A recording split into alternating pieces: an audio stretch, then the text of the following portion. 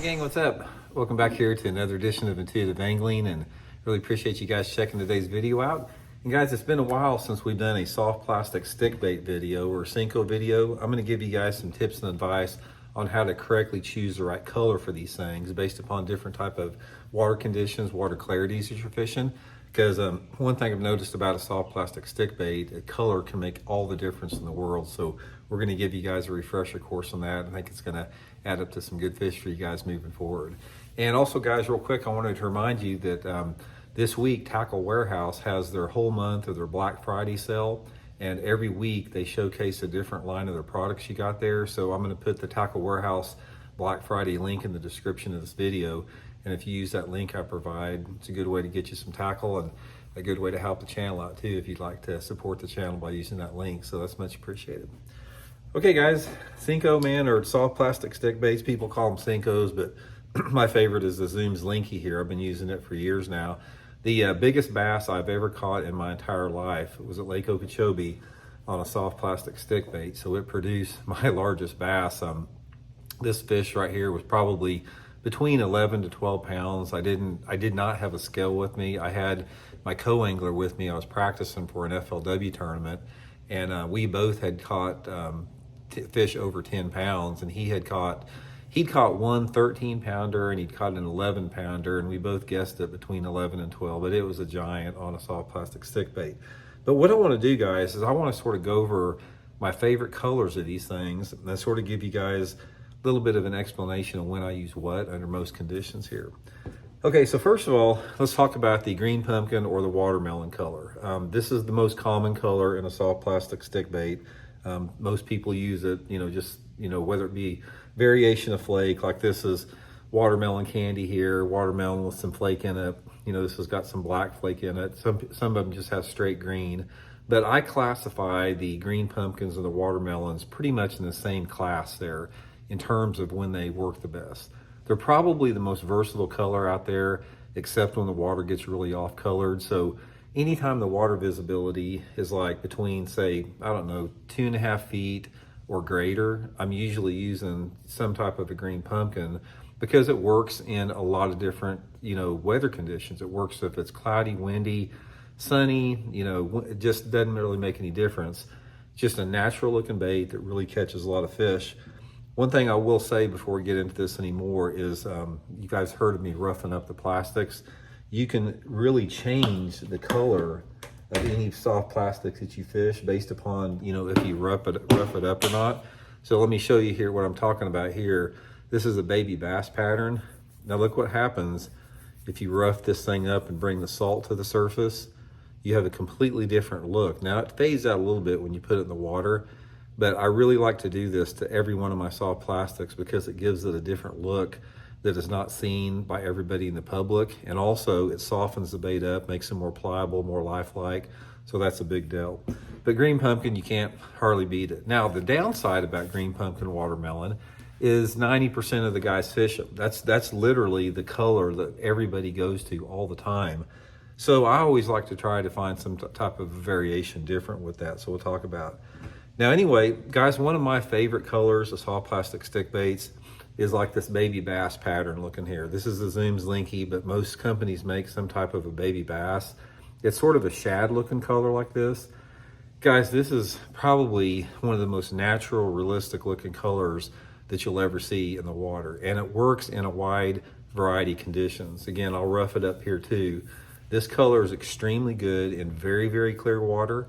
And also it puts out sort of a unusual glow to it that'll also work if the water visibility's down around that 3 feet level. Most of the time when I'm fishing the baby bass though, I catch more fish on it fishing at wacky style like this. Now the regular green pumpkins and watermelons, I Texas rig them a lot. But for some reason, wacky rigging the baby bass color will get you a lot of bites in a lot of different conditions. It's also a really good color under tough fishing conditions. Like if you got a front that has went through, fishing's really tough, it's bright bluebird, not much wind, hard to beat the baby bass color. Really good color here. Now for the more off-colored water, say for example I'm fishing in Florida where there's water, tannic water, where there's a lot of vegetation, and where the water visibility is sort of maybe between 1.5 feet and 2 feet of visibility, that's when I go to the darker colors. And my favorite is probably some type of a June bug like this or black and blue, any darker color like that. Darker colors, most of the fish that I've caught on a Senko, pitching it and flipping it in that water visibility around that little bit off colored water, have come on a darker bait like this. They make them in red bugs, June bugs, like I said, black and blue, black neon, a lot of different colors, but they work really good in off colored water. And like I said, anytime that you got hydrilla, milfoil, lily pads, they're really good to fish and flip around lily pads. And just they stand out a little bit more. They silhouette a little bit more, a little bit darker. Never use it in clear water, and I never use it wacky rig, and I'm always using it Texas rig, straight Texas rig. Now the other two favorite ones I got is this sort of like a sand color. I don't know what you call it, sand or salt and pepper, clear with black flake in it. This is a strict clear water color here, guys, and this is a wacky rig setup again too. Also, this is a 4-inch model. I vary back and forth between the 4-inch models. The time that I use the 4-inch models are almost exclusively in and around when the fish are starting to spawn.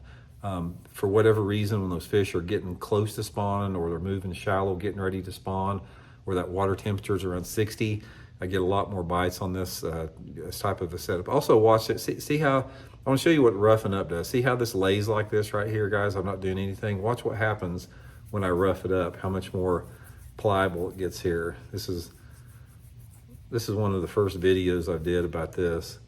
See how much more pliable it is compared to where you don't. It really gives it a lot more action. But anyway, you definitely want to have salt and pepper in it. Also, salt and pepper, guys, it's a really good color to wacky rig around boat docks. If you've got floating boat docks, or even if you have pier boat docks, you put this thing on a wacky rig and fish it around docks, especially in the springtime of the year. You'll probably get more bites on it than any other time of the year. It's really, really good. And most people don't fish it. Just they stay with the green pumpkin all the time. And then also I will use, some more natural colors like this too. This is, I'm not even sure what this one's called, but these are just more the natural shad patterns. I classify them in two different categories. Like more of a shad look here, or more of a natural green look. Both of them have their time and place. They all work. I mean, every one of them works, but you gotta get good with it, guys. One of the things about it in bass fishing is a soft plastic stick bait is, in my opinion, probably the best bass catcher out there as far as being able to catch fish on it almost all year long. It's just so versatile and it's so natural. It's always going to be good because it doesn't telegraph itself. You can literally do anything with them. Like I said, you can wacky rig them, you can Texas rig them, you can put them on a shaky head, which was one of my favorite ways to do it. You can put it on a hover rig, you can Carolina rig it. It's really up to your imagination how you want to fish it, but it's just an outstanding lure. So anyway, that's just a few basic lure selection tips. Hope you guys enjoyed it. We'll talk later.